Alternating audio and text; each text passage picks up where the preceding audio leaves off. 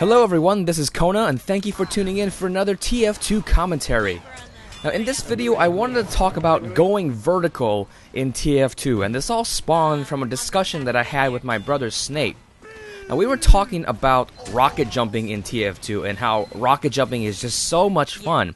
In fact, Soldier I think is actually my favorite class just because of rocket jumping. It's so crazy. Now, if you've played other first-person shooters, you might have noticed that TF2 is a little bit different. Not only just the visual style of TF2, but the game mechanics. The fact that in TF2, you can use verticality to your advantage. You can go vertical in this game and use it to your advantage.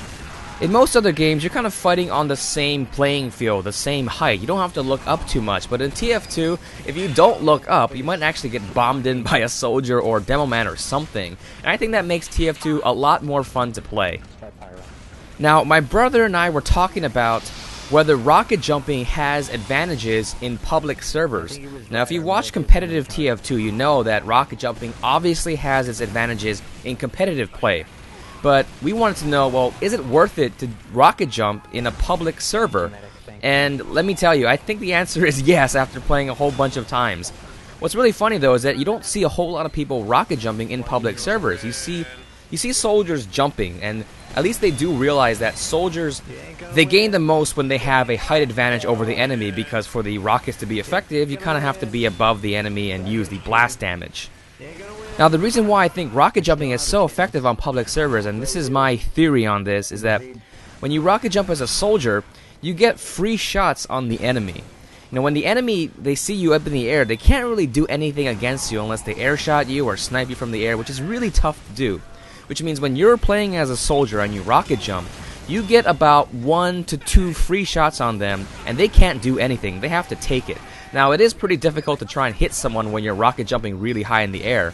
But really, they can't really do anything against you. So you get free shots, and when you land, you can always use rockets to get out safely again because soldiers are really fast. Now, speaking about rocket jumping to safety, if you ever find yourself in a situation where you're just surrounded by the enemy, they're starting to rush you down, remember, you can always rocket jump out of there. And what's kind of cool is that I've done this sometimes where I rocket jump out of there and there just happens to be like a spy or a random person right there next to me. And because the rockets have blast damage, I accidentally kill them while I'm trying to rocket jump out of there to safety. So that's kind of cool. Now, you can rocket jump with pretty much any loadout you want to. That's what's great about playing Soldier. But for me personally, I like to use the gunboats because sometimes I'm not going to have a medic on me all the time. Missed that crit. That was a sweet crit I could have had. But yeah, sometimes I don't have a medic on me to heal me before I jump, so I need a way to make sure that I have enough life when I go rocket jumping, and the gunboats allow me to do that. Now, another class that can benefit from going vertical in TF2 is the demoman, and I didn't realize this until I got a sticky jumper and just started playing around with the caber.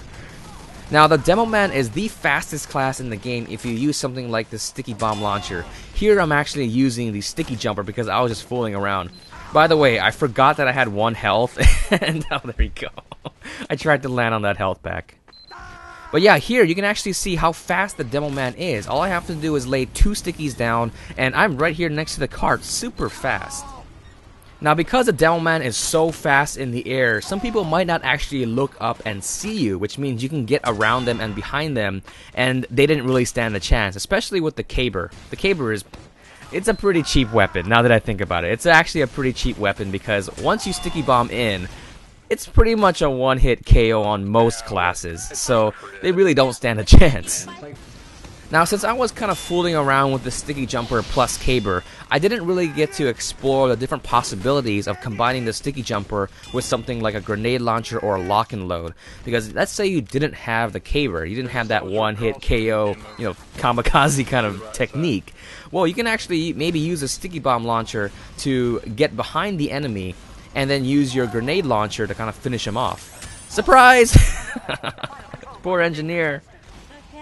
Now, kind of like the soldier using a rocket launcher to escape situations, dangerous situations, I think the demoman can use a sticky bomb launcher or the sticky jumper to actually escape situations as well. It takes a little longer because you have to actually place the bomb on the ground and detonate it yourself. You can't just instantly get out of there. But still, you can actually use this weapon as a sort of escape method. And actually in this situation here, I use this jumper to get down, and watch this. I actually use the caber to escape.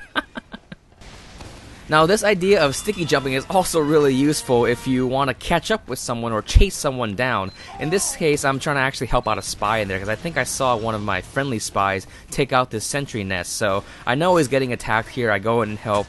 Sniper doesn't even know what's coming. Ooh. Now this weapon would also be a lot of fun to use in a duel as well, but right now I'm not actually in a duel, but I see this demoman all the way across the map decide to sticky jump in there and get him really quickly. And that's kind of neat, you know, if you see someone very far away on the map and you're thinking, I want to get that guy. And so all you do is just lay down a bunch of stickies and you can catch up with him really fast. Now, besides the offensive classes like the Soldier and Demoman jumping all over the place, assassin classes like the Spy can benefit from going vertical. The more you play TF2 and the more times you get backstabbed by enemy spies, the more you start to look for them, and one real giveaway for spies is the fact that they're running and they're not really doing anything else. That's kind of a giveaway, and so if you see someone who's just running, they're not firing their weapon, they're not reloading, it's a little suspicious, and what I usually do is I run towards them or I shoot them just to check if they're a spy. Now instead of running around on flat ground and being kind of a dead giveaway, you can try and use vertical elements to your advantage. Something like jumping off ledges can be really helpful because you can kind of pounce on your enemy, jump off of a ledge. You're not going to do too much running, but you're basically going to come out of nowhere and get some really quick backstabs. Now, jumping off of ledges can be really helpful for things like escaping as well. You notice that this is not all about offense. You can use verticality for escaping. I mean, how many times have we tried to kill a dead ringer spy? He's lit on fire or something, or he's an obvious dead ringer. We try to chase him down, and then we lose him because he might have jumped off a ledge on a map like Upward or something like that. Now, not all maps have this vertical element to it. A lot of 5CP maps don't have this, which is why I don't really like playing Spy on those maps. I like maps like Badwater and Upward because there's a lot of places to jump off of.